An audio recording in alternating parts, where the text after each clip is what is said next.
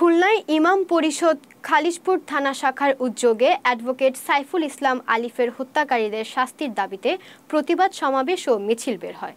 ৬ December শুক্রবার বাদ জুমা খালিশপুর জুট মিল গেটে প্রতিবাদ সমাবেশ শেষে মিছিলটি বিআইডিসি রোড হয়ে নতুন রাস্তা মোড়ে এসে সংক্ষিপ্ত বক্তব্যের মধ্য দিয়ে শেষ হয়।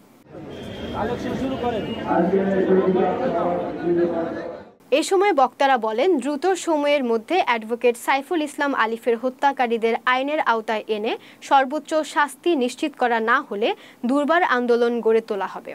একই সঙ্গে বক্তারা বাংলাদেশে ইসকন নিষিদ্ধের দাবি জানান। বক্তারা আরও বলেন, ইসকন একটি উগ্রবাদী ও সন্ত্রাসী সংগঠন, তাই তাদের কোনো ধরনের কর্মকাণ্ড বাংলাদেশে হতে দেওয়া যাবে না। আগামীতে যদি ইসকনের সদস্যরা এদেশে কোনো ধরনের সভা সমাবেশ করার চেষ্টা করে তাহলে গোটা মুসলিম জাতি সেটা কঠোরভাবে প্রতিহত করবে। এই সময় প্রধান অতিথি হিসেবে উপস্থিত ছিলেন মাওলানা AFM নাজমুল সাউদ, খালিশপুর থানা ইমাম পরিষদ সভাপতি মাওলানা কেরামত আলী, মাওলানা নাজমুল সাকিব সহ আরো অনেকে।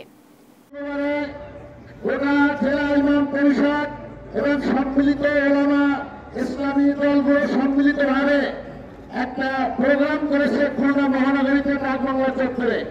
কারণ ইসকন নামক এই সকলের চোখ চট্টগ্রামে অ্যাডভোকেট সাইফুলের হত্যার পরে ওদের নম্র থাবা খুলনা থেকে পড়েছে এবং তারা সার্কিট হাউসে প্রোগ্রাম করার জন্য আপ্রাণ চেষ্টা করেছিল।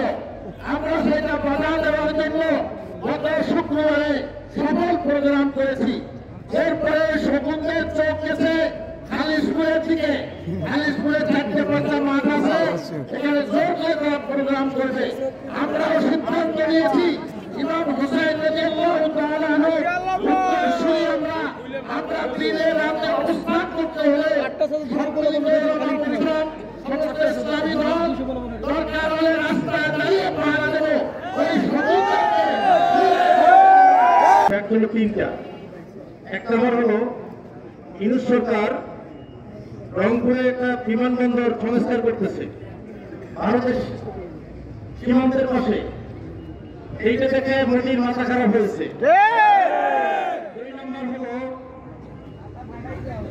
শেখ হাসিনা সরকার মংলা পোর্ট এবং চিটাগাং বন্দর তাদেরকে ব্যবহার করতে দিয়েছিল, এখন সেটা তাদের বন্ধ হয়ে গিয়েছে। এই হলো 3 নম্বর হলো আমাদের শেখ হাসিনা সে ভারতকে আশ্রয় নিয়েছে। এই ব্যথায় তার থেকে যত সুবিধা পেয়েছিল সব থেকে এখন বঞ্চিত হয়েছে।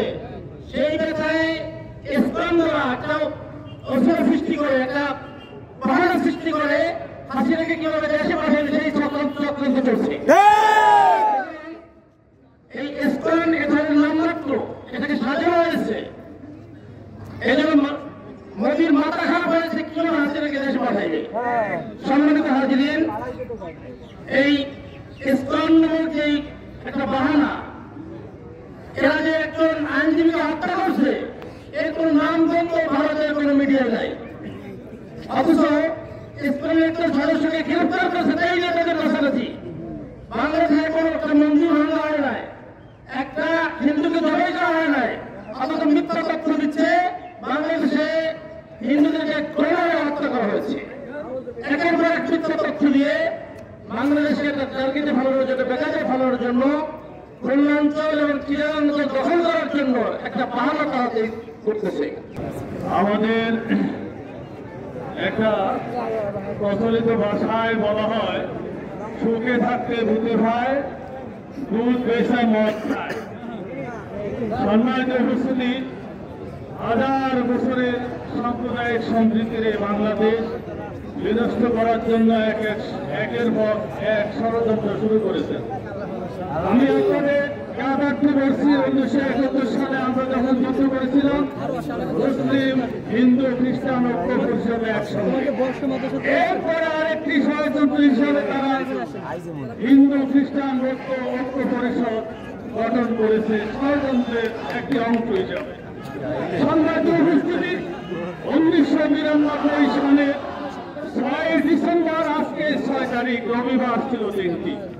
ভারতের বাবরি মসজিদ যখন ভাঙ্গা হয়েছিল, সারা বাংলাদেশে 3.5 লক্ষ মসজিদ থেকে সমস্ত ইমামরা বলেছিল বাংলাদেশের কোন মন্দিরে হামলা করা যাবে না।